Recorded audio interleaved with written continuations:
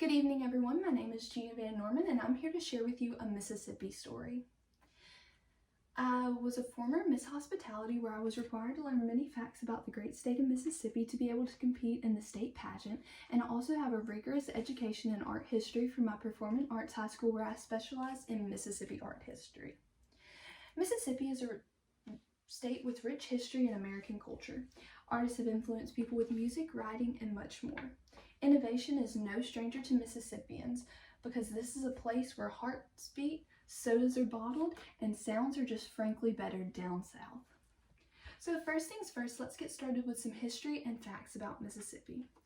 Mississippi was the 20th state to join the Union on December 10th, 1817. Our state tree and flower are the magnolia, and our state animal is the white-tailed deer. Not only is Jackson our state capital, but it's also known as the Crossroads of the South. And we have one more capital just north in the Delta, and we are known as the catfish capital of the world, which is in Belzoni, Mississippi. We also have the world's longest man-made beach, and if that's not enough to convince you to visit us, I don't know what else would be. But if you do have a taste for music, Mississippi is known as the birthplace of America's music. We're home to the Delta Grammy Museum, and we have most Grammy winners per capita.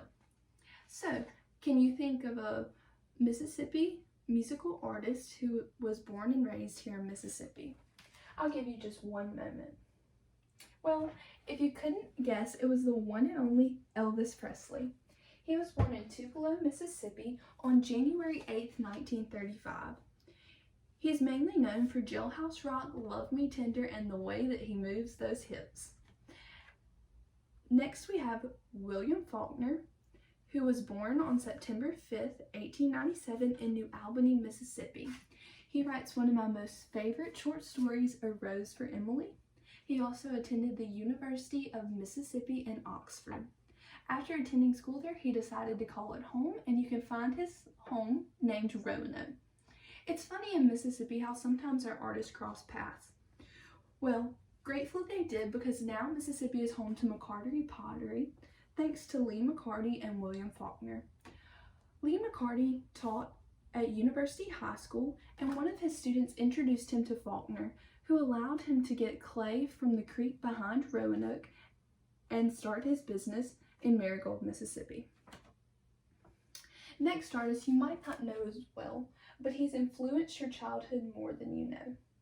Here we have Jim Henson, who is the creator of the Muppets, but one of his first creations was Kermit the Frog. Henson was born in Greenville, Mississippi on September 24th, 1936. He was born in Greenville and then moved to Leland, where he would visit Deer Creek and imagine Kermit the Frog playing there every day. That's how he visualized and created the well-known American character Kermit the Frog. Well, now that you know about our rich arts culture, let's talk a little bit about how Mississippi has influenced innovation.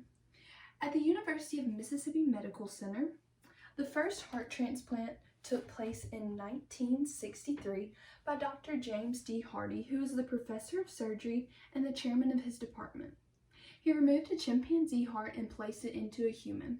Although this heart was not a permanent fix, it did last in the man for 90 minutes. This opened the door to the idea of human-to-human heart transplant. Although soda might not be the best for your health, Coca-Cola was bottled in 1894 in Vicksburg, Mississippi by Joseph A. Bedenheim. And also, Mississippi is home to the creation of root beer in 1898 by Edward Adolph Barg Sr., who had named the famous root beer Bargs after himself. Lastly, don't you just appreciate your junior college education? Well, you can thank Mississippi for that, because in 1908, they created the first planned system of junior colleges. Next, we have the Mississippi University for Women, which was the first state college for women, which was state funded in the entire nation in 1884. And also, Alcorn State University is the oldest African-American land-grant college in the entire world. So you can thank Mississippi for kickstarting your college education. Now that you know more about Mississippi, I hope that you enjoy our rich arts culture, our history, and our innovation, and you can truly see how we have a great influence on America. Thank you.